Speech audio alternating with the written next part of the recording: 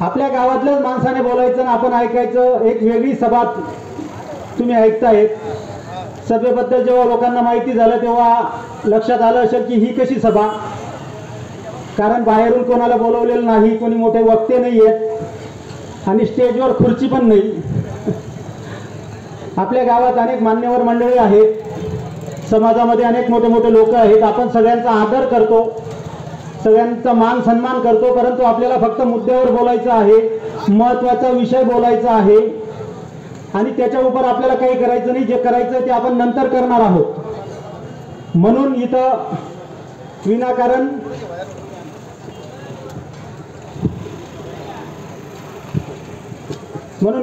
कुठलाही टाइमपास आपल्याला करायचं नाही.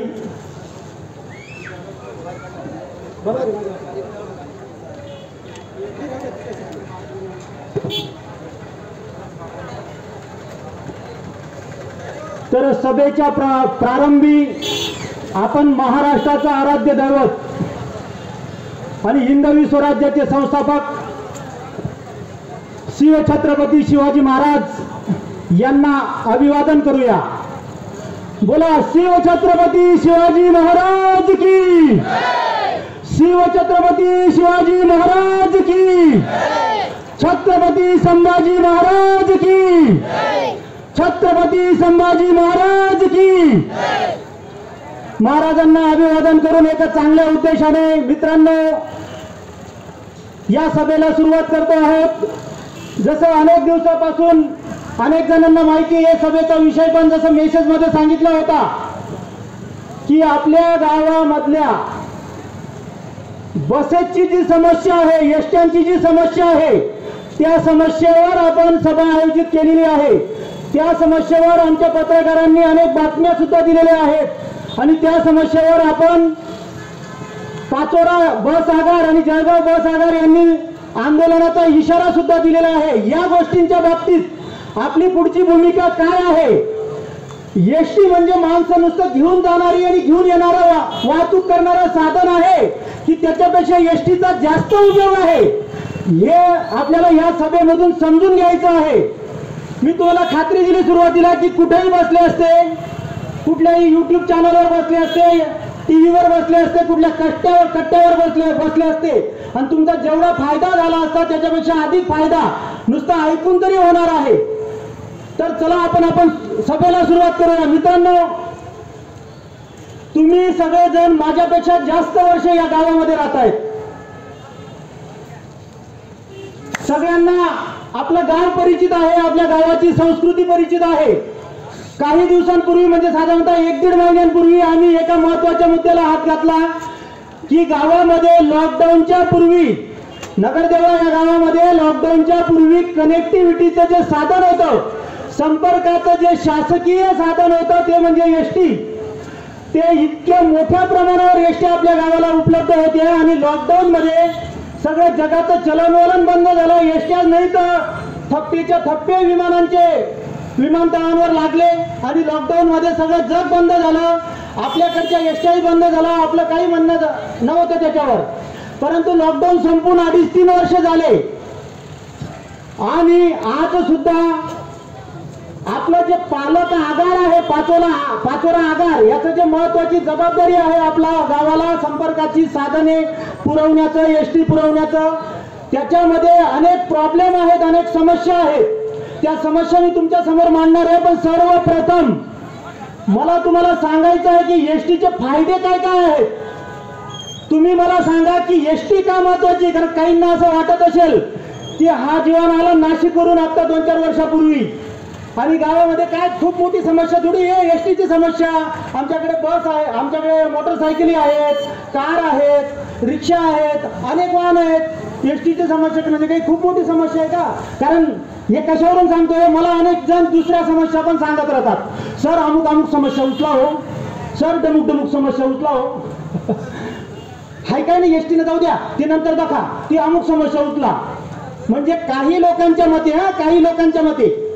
काही लोकांच्या मते ती छोटी समस्या वाटते, परंतु खूप मोठ्या प्रमाणावर लोक आहेत की ज्यांनी मला असं सांगितलंय की सर आंदोलनामध्ये परिवारासहित येईल, सर आंदोलनामध्ये माझ्या कॉलेजला जात असलेल्या बहिणींना घेऊन येईल. कोणी सांगितलं सर पती पत्नी आम्ही आंदोलनाला येऊ, कोणी सांगितलं आमचे म्हातारे आई वडील आंदोलनाला आणू. कारण एसट्यांची समस्या काय आहे आणि त्यांचे काय हाल होतात हे त्या लोकांना समजलेलं आहे. आज सकाळीच फिरायला मी जात होतो आणि इथं एवढी प्रचंड गर्दी होती शिरपूर गाडीसाठी. एवढी मोठी गर्दी होती की 2-3 बसची गर्दी होती शिरपूर गाडीला. तर समस्या इतकी मोठी आहे. आता मला तुम्हाला थोडासा प्रश्न विचारायचा आहे. तुमचा जरी माझ्यापर्यंत आवाज आला नाही, तुमचा शेजाऱ्यांना तर आवाज जाईल ना. तर एसटी का महत्वाची आहे? एसटी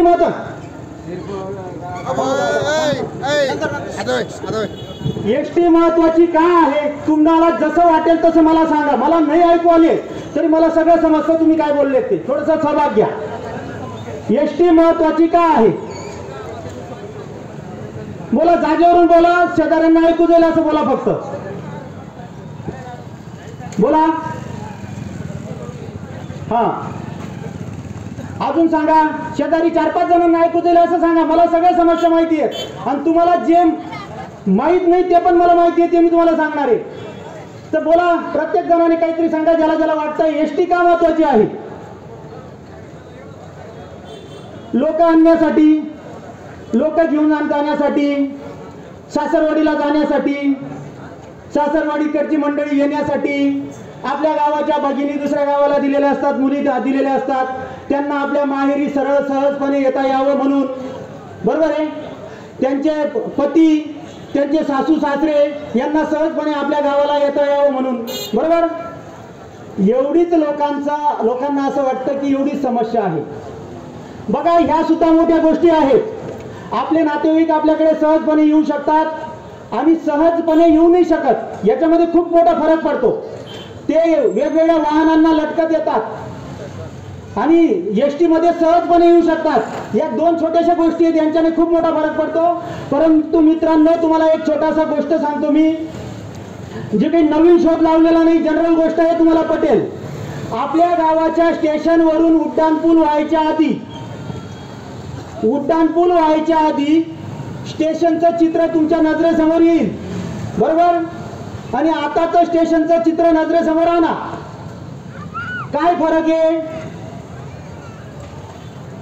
उड्डाणपूल व्हायच्या आधी नगरदेवळा स्टेशनचा जो परिसर होता, भरगच्च गजबजलेला परिसर होता आणि एक नव्हे तर अनेक 50 कुटुंब तरी तिथं पोट भरत होते. बरोबर. उड्डाणपूल झाला आणि त्या गाड्या, शेकडो गाड्या जात आहेत पण थांबत नाहीयेत. तर लोकांचा पोटा पाणीचा उद्योग बंद झाला. असे अनेक शहरं आहेत, अनेक मार्केट प्लेसेस माहिती आहेत. जवळच्या 2-4 सांगतो. धुळ्याला जाताना शिरूर चौफुली आहे. बरोबर. अनेक जणांना माहिती असेल. पूर्वीची माहिती आहे, खूप मोठी बाजारपेठ तिथं होती. नंतर आता उड्डाणपूल झाल्यावर सगळ्या दुकानी गायब झाल्या. नाशिककडे जाताना वडाळा भोई होती. नाशिककडे, मालेगाव ते नाशिककडे जाताना वडाळा भोई. उड्डाणपूल व्हायच्या आधी तिची परिस्थिती कशी होती? खूप मोठा मार्केटची प्लेस होती. उड्डाणपूल झाल्यानंतर एकही गाडी तिथं थांबायला तयार नाही. सगळं मार्केट उद्ध्वस्त झालं. कोणाला इकडे पळावं लागलं, कोणाला तिकडे पळावं लागलं. ज्यांच्याकडे लाखो रुपये आणि करोडो रुपये जमा झालेले होते त्यांनी हायवेला मोठ्या मोठ्या ठिकाणी जागा घेऊन घेतल्या आणि तिथं मोठे मोठे हॉटेल बांधले. इतिहासातले उदाहरण देतो, छोटेसे 2.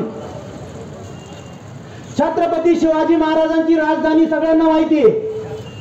कुठली राजधानी होती? रायगड. रायगड हा किल्ला रायगड जिल्ह्यामध्ये येतो. बरोबर. जेव्हा महाराजांचं हिंदवी स्वराज्य होतं त्यावेळेस रायगड ही राजधानी होती आणि सर्वाधिक वर्दळ आणि व्यवसाय व व्यापार तिथं होता.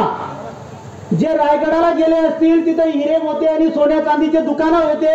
आजही ते दुकानांचे अवशेष तिथे उपलब्ध आहेत. बरोबर. आज अवशेष उपलब्ध आहेत पण आज तिथं कुठलंही मार्केट नाही. कारण तिथं आता लोकांचं चलनवलन, वाहनं बंद झालेले आहेत काळानुसार. तिथं कोणाचा दोष नाहीये, काळ बदलला म्हणून. परंतु त्या रायगडच्याच बाजूला एक छोटंसं गाव होतं. छोटासा पाडा होता, तो कोणाच्या लक्षात नव्हता. तिथून हायवे गेला, त्या गावाचं नाव महाड.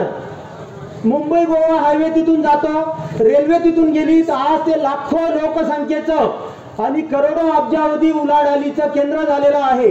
की जो छोटासा पाडा होता, छोटासा टाउन होता, छोटंसं गाव होतं आणि एकेकाळी जी राजधानी होती ती संपर्काची साधनं बंद पडल्यामुळे काळानुसार बंद पडली. त्याच्यामुळे काही कोणाचा दोष नाहीये. पण मला सांगायचा उद्देश की संपर्काची साधनं मार्केट टिकवण्यासाठी आणि शेकडो नव्या हजारो लोकांच्या पोट भरण्यासाठी खूप महत्वाची असतात. अजून एक शेवटचं उदाहरण देतो त्या प्रकारचं. मी राजस्थानामध्ये गेलो होतो. संपूर्ण राजपूत समाज चित्तोडगडावर जात असतो. चित्तोडगडावर महाराष्ट्रातला, भारतातला संपूर्ण राजपूत समाज तिथं जात असतो. तिथे ती राजपूतांची राजधानी होती. कोणीच निरीक्षण केलं नसेल, तिथलं निरीक्षण करतो. एक दिवस तिथं रात्रभर मी तिथं मुक्कामी होतो. तर तिथं अनेक दरवाजे आहेत. एक दरवाजा आहे दिल्ली दरवाजा. जो दरवाजा त्या काळामध्ये जेव्हा राजे महाराजे तिथं राहत होते त्याच दरवाजाने सगळी वाहतूक होती. दरवाजा इतका सुंदर आहे आणि त्याच्या पायऱ्या आणि ते सगळं जे आहे ते शेकडो वर्ष टिकून आहे. इतकं भक्कम आहे कारण सगळ्या जगाशी संपर्क करण्याचा तो रस्ता होता. आज काय झालेलं आहे, ते चित्तोडगडच्या पाठीमागे कुठेतरी छोट्या छोट्या झोपड्या असतील असं एक खेडं होतं. त्या खेड्यावरून रेल्वे गेली, त्या खेड्यावरून हायवे गेला आणि ते चित्तोडगड रेल्वे स्टेशन म्हणून प्रचंड मोठं 7 लाख लोकसंख्येचं गाव झालं. प्रचंड मोठी व्यापारी पेठ झाली. आणि तो जो दरवाजा होता दिल्ली गेट, ज्या वेळेस भरभराट होती त्यावेळेस तो मेन दरवाजा होता, तिथं भरभराट होती. आज एकही राजपूत तिथं जातो त्या दरवाजाचं तोंड पण बघायला जात नाही. मी त्या सगळ्या पायऱ्या उतरून गेलो इतिहास जाणण्यासाठी. तर आज तिकडे परिस्थिती अशी आहे, कोसो दूर किल्ल्यावरून नजर टाका, त्या दिल्ली दरवाजावरून कोसो दूर पर्यंत बाबळीचं रान आहे. बाबळीचं रान, कारण तिकडून एक रस्ता नाही, कनेक्टिव्हिटी नाही, संपर्काची साधने नाही. मला सांगायचा मुद्दा हा आहे की जेव्हा आम्ही लहान होतो, आमचं वय 45 आहे, आम्ही जेव्हा लहान होतो आणि आपल्यापैकी बहुतेक जण जेव्हा लहान होते तेव्हा या गावामध्ये, या गावाची आणि परिसराची लोकसंख्या नक्कीच कमी होती ना 25-30 वर्षापूर्वी. आणि आज 25-30 वर्षानंतर लोकसंख्या वाढलेली आहे, बरोबर.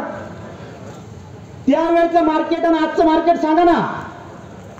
दुकानं वाढलेत, फक्त दुकानं वाढलेत, वर्दळ उलाढाल कमी झालेली आहे. व्यापारी बंधू असतील इथं, दुकाने वाढलेत कारण लोक जितके वाढतील दुकानं वाढतच राहतील. ध्यानात घ्या, दुकानं वाढतच राहतील, वाढतच राहतील, वाढतच राहतील, कारण सगळ्यांना नोकरी भेटणार नाही.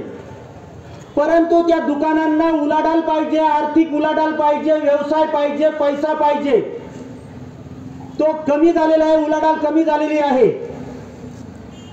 हे माझं दुकान नाही आहे नदीमध्ये, पण आम्ही अनेक दुकानदारांमध्ये बसतो. अनेक दुकानदार सांगतील तुम्हाला भर दुपारी 12 नंतर शुकशुकाट होतो, मार्केटमध्ये 12 नंतर शुकशुकाट होतो. मग हे कसं होतं बघा, ध्यानात घ्या. कोणत्याही गावाची मार्केट ही फक्त त्या गावावर जर अवलंबून राहिली तर ती बकास होते. कोणत्याही गावाची मार्केट, मुंबई असो, दिल्ली असो, पुणे असो, ठाणे असो, नगरदेवळा असो, फक्त जर त्याच गावाच्या माणसांवर, त्याच गावाच्या गिराईकांवर, त्याच गावाच्या लोकांवर जर अवलंबून राहिली तर ती बकास होते. तेवढ्यावर होत नाही. तर त्या संपूर्ण परिसराचं ते मार्केट जर असेल, त्या संपूर्ण परिसरातील लोक जर तिथं येत असतील आणि संपूर्ण परिसरातून पैसा तिथं येत असेल तर ते मार्केट टिकतं, चालतं. बघा, मार्केट ही खूप मोठी गोष्ट असते. उद्योग व्यापाराचं केंद्र ही खूप मोठी गोष्ट असते. कालच छत्रपती शिवाजी महाराजांची जयंती साजरी केली. महाराजांच्या चरित्रामध्ये उल्लेख आहे की त्यांनी आज्ञा केल्या होत्या की डोंगर पोखरून रस्ते तयार करा, लोकांना जाण्या येण्यासाठी रस्ते तयार केला. आणि महाराजांनी ठिकठिकाणी व्यापारी पेठा बसवल्या होत्या. भरभराटीसाठी महाराजांनी व्यापारी वस्ती, व्यापारी पेठा बसवल्या होत्या. छत्रपती शिवाजी महाराजच नाही. एक दुसरं उदाहरण सांगतो, तुम्ही कधी विचार केला नसेल. माझ्याकडे एक पुस्तक आहे औरंगजेब बादशाहचं. हा बुरहानपूर वगैरे पट्टा आहे ना, जेव्हा औरंगजेब बादशाहने तो पट्टा काबीज केला होता आणि दिल्लीवरून पत्र लिहिले होते त्यांच्या सरदारांना की ठिकठिकाणी व्यापारी पेटा बसवा, व्यापाऱ्यांना आणा, त्यांना काहीतरी आमिष दाखवा, त्यांना स्कीमा दाखवा आणि त्यांना तिथं बसवा. बघा, व्यापारी पेटा हे शेकडो नव्हे हजारो लाखो लोकांचं जीवन जगण्याचं साधन असतं. सगळ्या लोकांना रोजगार मिळू शकत नाही. आता तुमच्या ध्यानात येत असेल की तुम्हाला काय अडचण आहे? आम्ही व्यापारी म्हणजे खूप मोठे व्यापारी नाहीत, आपले छोटे छोटे व्यापारी, छोटे छोटे दुकानदार. आमचा कळवळा तुम्हाला असा अचानक का आला? याच्यामुळे आला, आम्ही त्याची कारण देतो. बघा, मला काही गोष्टी जेवढ्या सहन होतात तेवढे मी सहन करतो. काही गोष्टी जेवढ्या दिसण्यासारख्या सहन करण्यासारख्या असतात तेवढ्या मी सहन करत असतो. तर मला गावाचं चित्र दिसायला लागलं. लोक आमच्या सारख्या जवळ बोलतात. मी जसं सांगितलं की 12 वाजेनंतर बाजारपट्टा शुकशुकाट होऊन जातो. आणि दुसरी गोष्ट, या तुमच्या नदीशी माझं पण नातं जुळलेलं आहे. मी गावाचा आहे, माझं एक पण दुकान नाही, पण जे सगळे जुने जाणते ते सगळ्यांना माहिती आहे. माझ्या वडिलांचं नाव माहिती आहे, माझ्या वडिलांचं आयुष्य या नदीमध्ये गेलेलं आहे. या नदीमध्ये दुकानं होते. या दुकानावर पाणी भरायचे माझे वडील, अनेक जणांना माहिती आहे. शेवटीमधून पाणी भरायचे. दुकानं होते म्हणून पाणी भरायचे. कोणी विचार केला का दुकानं असल्यावर पाणी भरायचा रोजगार मिळू शकतो? कोणी विचारच करणार नाही. दुकानं म्हणजे वस्तू देणे, वस्तू घेणे, पैसा कमवणे. नाही, तो दुकानदारच थोडा पैसा कमवतो. किराणा दुकानदार पैसा कमवत नाही का? वेगवेगळे दुकानदार त्या दुकानाच्या जीवर पैसे कमवत नाही का? शेतकऱ्यांचा माल तिथं दूध वगैरे लागत नाही का चहाच्या दुकानासाठी? अनेक गोष्टी लागतात. एवढंच नव्हे, मी माझ्या वडिलांचं उदाहरण दिलं, पाणी भरायला माणूस लागतो. असे व्यवसायांमधून व्यवसाय निर्माण होतात. माझी गावाशी आणि या नदीशी सुद्धा कनेक्टिव्हिटी आहे. इथं शालिक काकांचं दुकान आहे आणि बाजूचं त्यांचं. तर मी जेव्हा शाळेत शिकायचो, 10वीला रात्रभर अभ्यास करायचो, तर रात्री 11 वाजता चहा प्यायला यायचो आणि शालिक काकांकडून मला चहा फुकट होता. माझ्या वडिलांचे मित्र होते आणि त्यांना माहित होतं हे काही पैसे देणार नाहीत, पण मी अभ्यास करतोय म्हणून शालिक काका मला रात्री 11 वाजता फुकट चहा द्यायचे. आता चालतं का आपल्या 11 वाजेपर्यंत दुकानी? परिस्थिती अशी आहे. माझी नदीशी कनेक्टिव्हिटी आहे. या दुकानदाराशी, छोट्या व्यावसायिकांशी, माझ्या गावाशी माझं नातं आहे. म्हणून माझं एकही दुकान इथं नसेल म्हणून या काही गोष्टी, तुमचं भविष्य मला दिसतंय. यातल्या दुकानदाराचं, मार्केटचं भविष्य मला दिसतंय जे तुम्हाला दिसत नाही. आता थोडंसं दुखायला लागलं व्यापाऱ्यांचं, दुकानदारांचं, की सर दुपारी बकबकाट होऊन जातो, शुकशुकाट होऊन जातो. काही वर्षात मार्केट पूर्ण ओस पडेल. कारण का? लॉकडाऊन झालं. लॉकडाऊन नंतर काही 2-3 महत्वाचे कारण आहेत. लॉकडाऊन नंतर नगरदेवळाचा बाजार उशिरा सुरू केला गेला. बरोबर आहे? बरोबर आहे का? नगरदेवळाचा बाजार, नगरदेवळाच्या आसपास छोट्या मोठ्या गावांमध्ये, अनेक खेड्यांमध्ये बाजार सुरू झाला आणि अनेक दिवस नाही, अनेक महिने उशिरा नगरदेवळाचा बाजार सुरू केला गेला. बरोबर? मला सांगा, शहरांमध्ये अनेकांना एक अनुभव येतो. शहरामध्ये आपण जेव्हा जातो, एखाद्या मोठ्या दुकानावर जातो, एखादी वस्तू घ्यायला जातो, त्या दुकानात जर वस्तू भेटली नाही, मला एक अनुभव आलेला आहे, तुम्हाला आलेला आहे की नाही ते सांगा मला. त्या दुकानावर जर एखादी वस्तू भेटली नाही तर मग तो सांगतो, रुको साहब, खत्म हो गई है, मैं लड़के को भेज के गोडाउन से मंगा लेता हूं. बरोबर? एखाद्या मोठ्या दुकानावर जावं, एखादी वस्तू जर कमी असेल, बाकीच्या वस्तू त्याच्याकडे आहेत पण एखादी वस्तू कमी असेल तर तो सांगतो, रुको साहब, लड़के को भेज के गोडाउन से मंगा लेते हैं. एक बोऱ्या जातो आणि थोड्या वेळात तो ती वस्तू घेऊन येतो. तो गोडाऊनला जातो का बरं? तो गोडाऊनला जातो का? मग कुठं जातो तो बाजूच्या दुकानावर जातो आणि वस्तू घेऊन येतो. बरोबर? गोडाऊनवर जात नाही, बाजूच्या दुकानावर जातो आणि वस्तू घेऊन येतो. का असं करतो? का करतो तो? कदाचित 100ची वस्तू त्याला शेजारच्या दुकानावर पण 100लाच भेटली तरी त्याने तिथून 100ला घेतली आणि आपल्यालाही 100ला विकली. त्याच्या मुलाचा टाइम गेला. पण असं का करतो? कारण इकॉनॉमिक्सचं गणित आहे, अर्थव्यवस्थेचं गणित आहे, या दुकानदारी सिस्टमचं गणित है साहेब, कि एक बार अगर गिराईक दूसरे दुकान पे चला गया तो हमेशा के लिए उधर का होने की शक्यता रहती है. एकदा गिराईक जर दुसऱ्या दुकानाकडे गेला तर तो कायमचा तिकडचा होण्याची शक्यता असते. 1 वर्ष उशिरा नगरदेवळाची बाजारपेठ सुरू झालेली आहे. मी कोणाला दोष देत नाही. आपलं गाव मोठं आहे, मोठी बाजारपेठ होती असं समजूया. जास्त गर्दी होणार होती म्हणून सुरू केली नाही, बरोबर. परंतु अनेक ठिकाणी बाजार सुरू झाल्यामुळे इकडे येणारं गिराईक वळून गेलं. माझं गिराईक वळालं नाही. माझ्या गावातल्या छोट्या मोठ्या दुकानदाराचं गिराईक तिकडे वळून गेलेलं आहे. आणि गिराईक एकदा जर वळालं तर त्याला पुन्हा वापस आणण्यासाठी प्रचंड मेहनत करावी लागते. विचारून घ्या दुकानदारांना. दुकानदार गोडगोड बोलतो, का बरं बोलतो? तो काय घाबरतो का आपल्याला?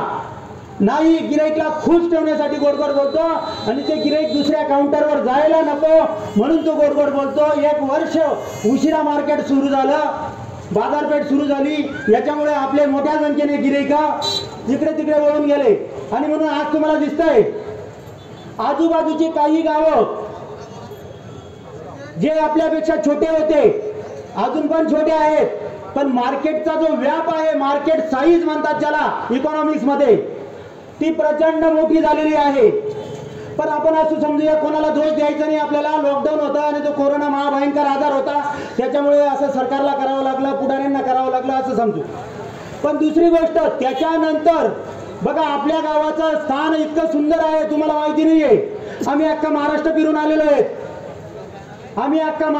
आलेलो आहेत. आपल्या गावाचं स्थान इतकं सुंदर आहे की जेव्हा ती एसटी डेपो, एक एसटी आपल्या गावाला पाठवतो ना, ती आपल्या गावाला नाही येत फक्त, ते अनेक गावं कव्हर करत येते. आणि इथून जर 40 गाव जात असेल तर अनेक गावं कव्हर करू शकते. पाचोऱ्यावरून नगरदेवळाला येणारे कमीत कमी 3 मार्ग आहेत, भक्कम 3 मार्ग आहेत. आणि नगरदेवळावरून 40 गावकडे जाणारे कमीत कमी भक्कम 4 मार्ग आहेत. त्याच्यामुळे गेल्या 20-25 वर्षापासून या गावामध्ये लॉकडाऊनच्या पूर्वी अनेक गाड्या चालू होत्या. मला माहिती नाही, तुम्हाला माहिती आहे. इतक्या गाड्या मुक्कामी होत्या. त्या गाड्या नुसत्या प्रवासी घेऊन नाही जायचे. हे नगरदेवळाच्या आसपास एवढे खेडे जोडलेले आहेत, या खेड्यांची व्यापारी पेठ त्या गावांनी आणि त्या गाड्यांनी बनवलेली आहे. आपल्या गावाला व्यापारी पेठ त्या बसेसनी बनवलेली आहे की ते सहजपणे आणायचे. आणि बसचं एक वैशिष्ट्य असतं, रिक्षा पण आणतात बिचाऱ्या, पण बसचा टायमिंग फिक्स असतो. बस ही सरकारी संस्थेची असते. बसच्या कंडक्टर आणि ड्रायव्हरला नियम असतात. त्याच्यामुळे स्त्री असो, पुरुष असो, लहान असो, मोठा असो, तो सुरक्षितपणे आणि हक्काने त्या गाडीमध्ये बसतो आणि त्या गाडींचे टाइम टेबल फिक्स असतात, बरोबर. तर ह्या गाड्यांनी आपल्या मार्केट बनवलं आणि आपलं गाव आज नावारूपाला झालेलं आहे. अख्ख्या महाराष्ट्रात नगरदेवळा म्हटलं की कोणी ना कोणी भेटून जातो. आपल्या गावाचा भेटतो, नाही तर इतर माणूस म्हणतो की तुम्हाला गाव बहुत बडा है, तुम नगरदेवले के हो, खुद नगरदेवले के हो असं म्हणतात.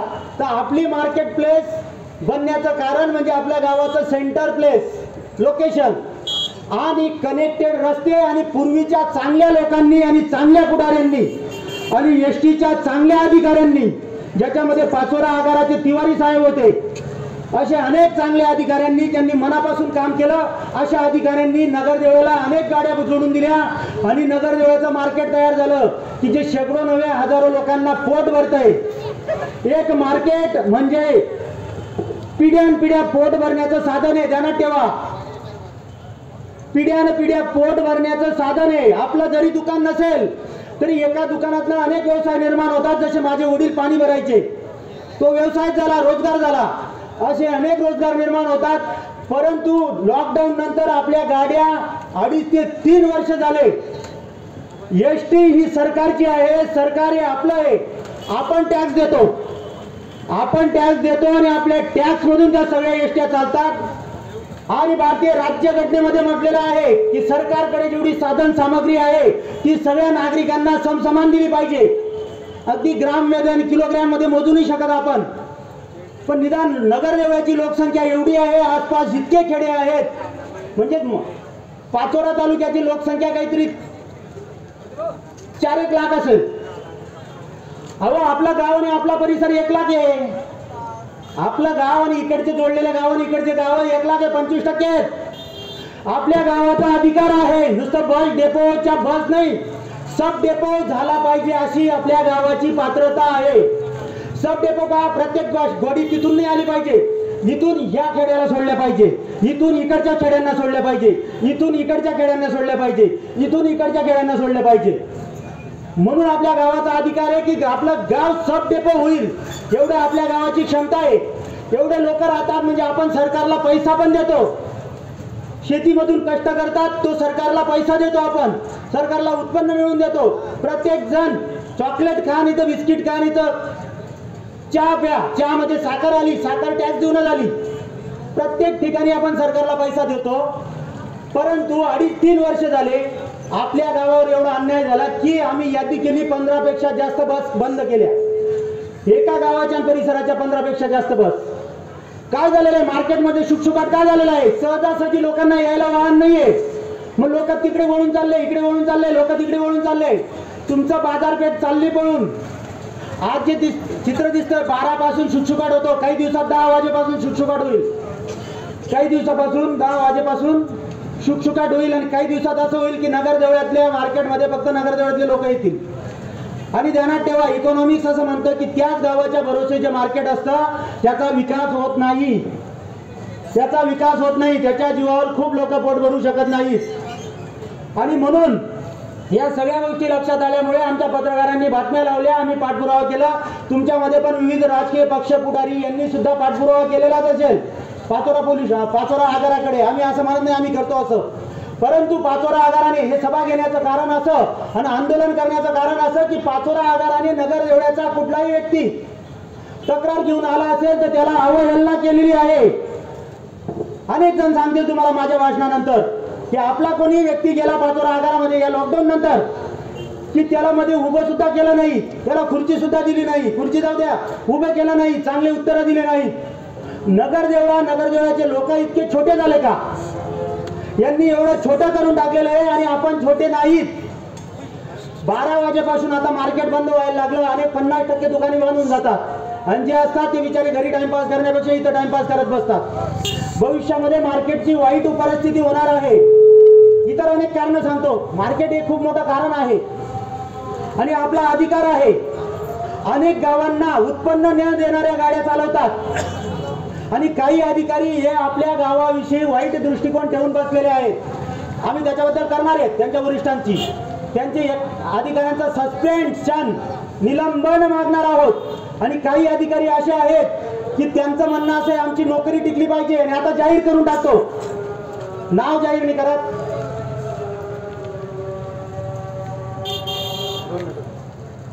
2 मिनिटं थांबा। मित्रांनो, आपला अधिकार आहे। पाचोरा आगाराचे व्यवस्थापक आहेत प्रकाश पाटील, अनेक लोकांना त्यांचा अनुभव आलेला आहे, लॉकडाऊन नंतर ते आलेले आहेत।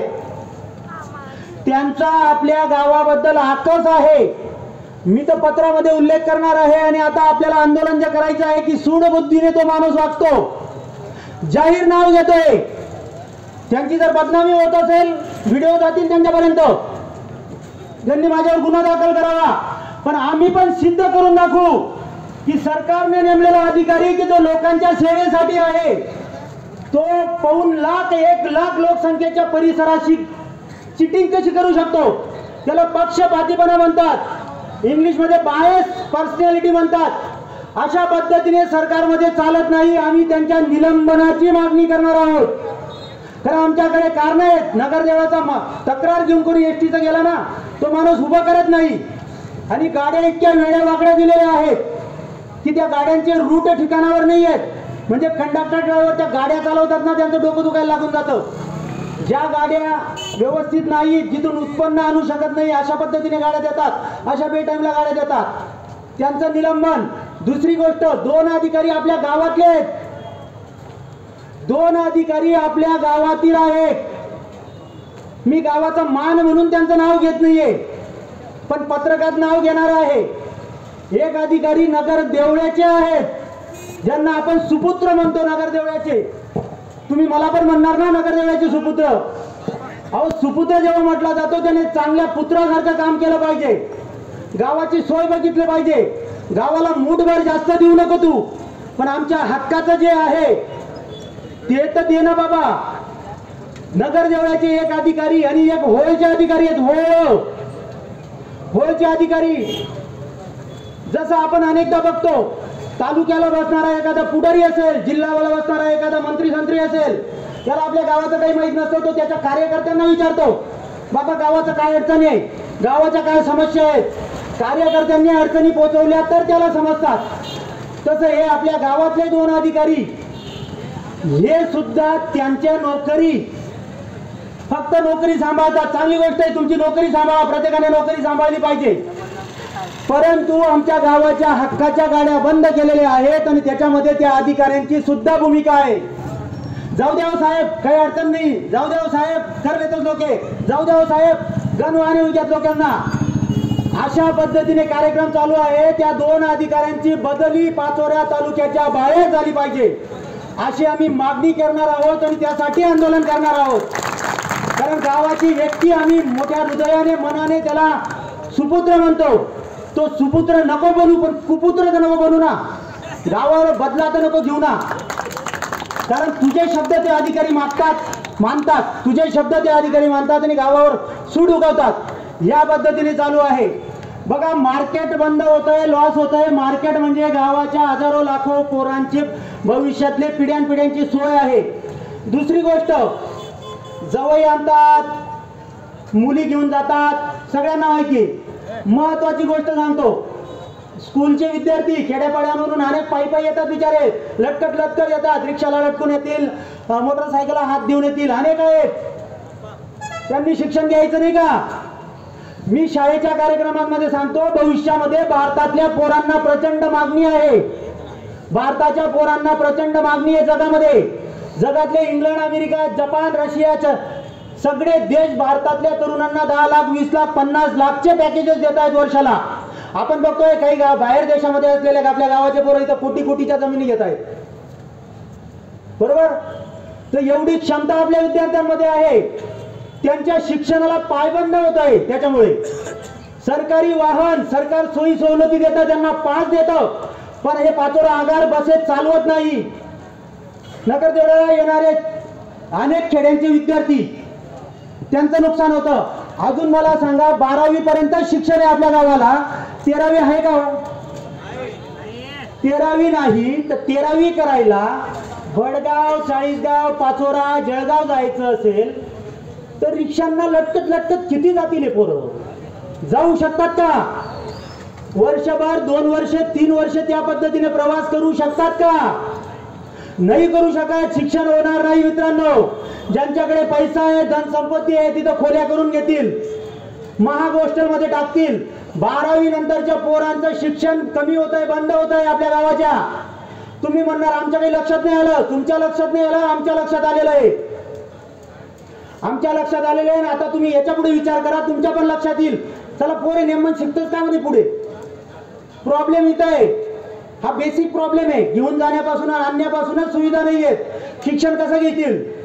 आणि आता मुलींना मोफत शिक्षण करून टाकलेलं सरकारने. मोफत केलं ना मुलींना. पूर्वी नुसत्या बस होत्या मोफत, मुलींना मोफत शिक्षण केलं. मला सांगा, खेड्यातले लोक पोरींना जास्त शिकवत नाही आणि बसेसचे असे प्रॉब्लेम असल्यावर शिकवतील का? शिकवतील का पोरींना? आणि पोरींना नाही शिकवलं तर ती पोरीचं लग्न होऊन गेला तरी जास्त काळजीच राहते आयुष्यभर आई बापाला. आणि जर पोरगी पायावर सक्षम झाली, किमान एखादी डिग्री करून घेतली, BA, BCom, BSc एखादी छोटी मोठी, तरी पण आई बापाला तिच्या लग्नानंतर कमीत कमी काळजी राहते. कारण डिग्रीमध्ये सामर्थ्य आहे मित्रांनो, सामर्थ्य. शिक्षणामध्ये सामर्थ्य आहे. परंतु मुलींचं शिक्षण बंद पडायला आलेलं आहे. आणि अशा अनेक गोष्टी आहेत की ज्याच्यामुळे नगरदेवळेकरांची प्रगती मागे होत आहे. अजून 10 वर्षानंतर पस्तावण्यापेक्षा आता योग्य वेळ आहे. ज्याच्या पुढे लक्षात यायला पाहिजे होतं, आधी लक्षात यायला पाहिजे होतं. पण ठीक आहे, आज तरी उपाययोजना करणं गरजेचं आहे. माझं मार्केटमध्ये एक पण दुकान नाही, परंतु माझं गाव आहे. मी लहानाचा मोठा इथं झालेलो आहे. माझं प्रेमाचं नातं आहे, माझं रक्ताचं नातं आहे. आणि माझे लोक माझ्याजवळ दुःख व्यक्त करतात आणि त्यांचं भविष्य मला दिसतंय. पुढे सगळ्यांना नोकऱ्या लागणार नाहीत, बाकीचे इतर तरी रोजगार भेटला पाहिजे ना. आणि म्हणून या विविध समस्यांसाठी आपण आंदोलनाचा इशारा दिलेला आहे. 5 मिनिटात संपवतो. आंदोलनाचा इशारा दिलेला आहे. मला लोकांचे मतं घ्यायचे आहेत येणाऱ्या 2-3 दिवसामध्ये.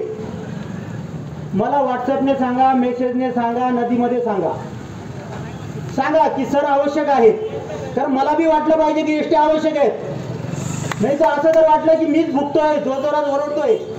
कारण काही काही असे पण असतात की हा बिनकाम नाही इलाम नाव नाशिक ताई याला काय काम होतं, आमनं गाव नेमन चालू होतं. अरे आज गाव नेमन चालू आहे, पुढे नेमन चालणार आहे का? गॅरंटी का? मार्केट डबघाईस आलेलं आहे, शिक्षण डबघाईत जात आहे. आपल्या ताकद नाही आपण इथं कॉलेज निर्माण करू शकतो, डिग्र्या निर्माण करू शकतो, तर निदान एसट्या तरी जोडल्या पाहिजे ना. बाहेर आहेत, कॉलेज आहेत, शिक्षण आहेत, तर तो एसट्या आपला अधिकार आहे. त्या आवश्यक आहेत की नाही येणाऱ्या 2-4 दिवसात सांगा. 25 तारीख मी तिकडे सांगितली होती, माझ्या हातात आहे. मी आंदोलन स्थगित करू शकतो किंवा आंदोलन तीव्र करू शकतो. आणि अजून सांगतो, गावाने सपोर्ट केला. सपोर्ट म्हणजे मी तुम्हाला सांगतो, फक्त मला भेटून सांगा की सर चांगलं काम करतायत, बस. उपोषणाला या असं मी म्हणणार नाही, आंदोलनाला या असं मी म्हणणार नाही. आले तर चांगली गोष्ट, परंतु मला कायद्यातलं अनेक गोष्टी माहिती आहेत. एकटा माणूस सुद्धा जग बदलू शकतो. एकटा माणूस सुद्धा जग बदलू शकतो आणि ती ताकद आपल्यामध्ये आहे. उपोषणाला या नका येऊ, आंदोलनाला या नका येऊ, पण आम्हाला निदान सांगा तरी की हे महत्वाचं आहे, एसट्या महत्वाच्या. तर आम्ही लढू, तर आम्ही काही करू आणि प्रशासनाला झुकू आणि आपले अधिकार घेऊ. अनेक समस्या आहेत मित्रांनो. सगळ्या गोष्टींचा मी सरकारशी, एसटी डेपोशी, सगळ्यांशी मी पाठपुरावा करणार आहे. आणि माझी एक विनंती आहे, गावातले जे विविध पक्ष, पार्ट्या असतात, संघटना असतात, यांचे पदाधिकारी असतात, त्यांचे जे लीडर्स असतात, त्यांच्यामध्ये शक्ती असते. लोकशाहीमध्ये ध्यानात ठेवा, त्यांच्यामध्ये खूप मोठी शक्ती असते. त्यांनी ठरवलं तर गावाला पहिल्यापेक्षा डबल बी गाड्या येऊ शकतात. डबल नको आहेत आपल्याला, तेवढ्या तरी झालं पाहिजे. म्हणून माझी विनंती राहील विविध पक्ष, पार्टी, संघटनांच्या कार्यकर्त्यांना की जे जिल्ह्याला आणि तालुक्याला पुढारी बसलेले असतात, आपले नेते बसलेले असतात, त्यांच्यामध्ये अनेक जण असे असतात की ते चांगलं करायला तयार असतात, पण त्यांचं म्हणणं असतं की तुमच्याकडून येऊ द्या ना मागणी.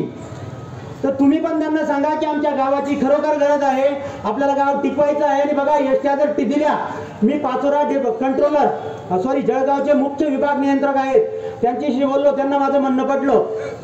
त्यांना सांगितलं, साहेब एसट्या सुरू केल्या महिनाभरात सीटं तयार होणार नाहीत. आता मार्केट वळून गेलं आहे, दुसऱ्या काउंटरवर, दुसऱ्या दुकानावर, दुसऱ्या गावांवर, दुसऱ्या शहरांमध्ये जायला लागलेलं आहे. कमीत कमी 1 वर्ष गाड्या चालवाव्या लागतील आणि लोकांना फिक्स माहिती जेव्हा होईल की या टायमाला या ठोक्याला गाडी येते, तेव्हा लोक गाड्यांनी जायला सुरुवात करतील.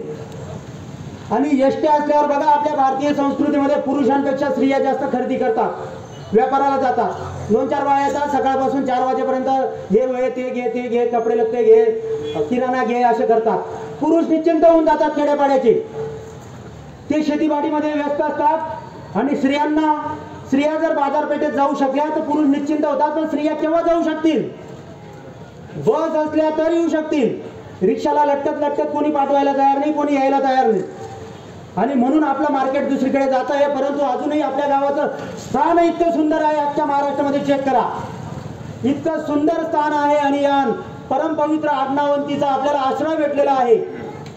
तर अजूनही 100 वर्ष आपल्या गावाला उद्योग व्यवसायासाठी मरण नाही. हजारो लोकांचं पोट भरू शकतं, पुढच्या भावी पिढ्यांचं पोट भरू शकतं, एवढं आपल्या गावाचं सेंट्रल प्लेस आहे, स्थान आहे. आणि ते मार्केट भविष्यात उजाड होऊ नये, आपल्याला वाचवायचं आहे. आणि महत्वाची भूमिका एसटीची आहे. संपर्काचं साधनच आहे. प्रगती खुटून जाते, म्हणून ते महत्वाचं आहे. म्हणून आम्ही आमच्या पुढे कामं करणारच आहोत.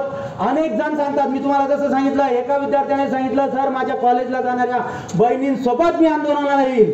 एकाने सांगितलं, पत्नीला आणेल, आईला आणेल. जसं अनेक जणांनी सूचना येत आहेत की मिनी बसेसची गरज आहे, ते मुद्दे आम्ही घेतलेले आहेत, त्यांच्याकडे आम्ही पाठपुरावा करणार आहे. एक नोट आलेली आहे, शिक्षणावर परिणाम होतोय मुलींचा, तो विषय आपण बोललेलोच आहोत. अनेक गोष्टी आहेत, अनेक गोष्टी ताकदीने करू. मला असं वाटतं की मी खूप मोठा व्यक्ती नाहीये, तुमच्यातला आहे. मी हिंमत केली, तुम्ही आहेत. मी काही चुकलो तरी तुम्ही माफ करणार, मान्य करणार, मला सांभाळून घेणार, म्हणून मी एवढी हिंमत केली. प्रत्येक वेळेस एवढी सभा आणि एवढं हे करायला आपल्याला टाइम नसेल. फक्त प्रत्येकाने लक्षात घ्या की एक तबीयत से पत्थर उछाल दो यारो, कौन कहता है आसमान में छेद नहीं होता, तबीयत से एक पत्थर तो उछाल दो यारो. शक्तीने पत्थर मारा, आसमान में छेद हो सकता है. मी सांगितलं ना, उपोषणाला येऊ नका, आंदोलनाला येऊ नका, तरी पण असे अनेक मार्ग आहेत लोकशाहीमध्ये. काहीही करू शकतो आपण. फक्त आपली गरज आहे का आम्हाला 2-4 दिवसात वेळोवेळी भेटून सांगा, चर्चा करा, तुमचा आशीर्वाद राहू द्या. सर्वजण आले आणि उपस्थिती दाखवली, इतक्या शांतपणे माझं ऐकून घेतलं, म्हणून मी सगळ्यांचं आभार व्यक्त करतो. आणि माझे जे 2 शब्द आहेत, माझं जे मनोगत आहे आणि आपली सभा आहे ती संपवतो. जय हिंद, जय महाराष्ट्र.